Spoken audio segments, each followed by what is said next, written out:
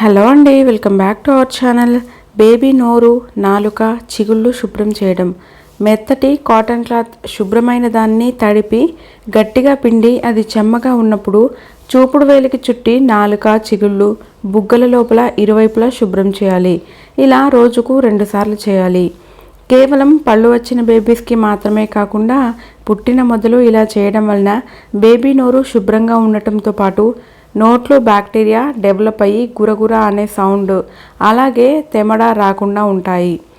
చిగుళ్ళు గట్టిగా అదిమి నొక్కడం వలన ఎత్తుపళ్ళు రాకుండా ఉంటాయా అంటే ఈ విషయం చాలామంది నమ్ముతారు. కానీ ఇలా చేయడం వలన పెద్దగా ఉపయోగం ఏమీ ఉండదు. దంతాల తీరు పోలిక ఆధారంగా వస్తుంది.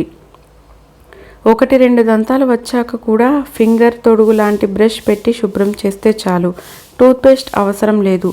బేబీకి స్వంతంగా టూత్ బ్రష్ 2 ఏళ్లలోపు ఇవ్వనవసరం లేదు. Thanks for watching. Please subscribe to our channel.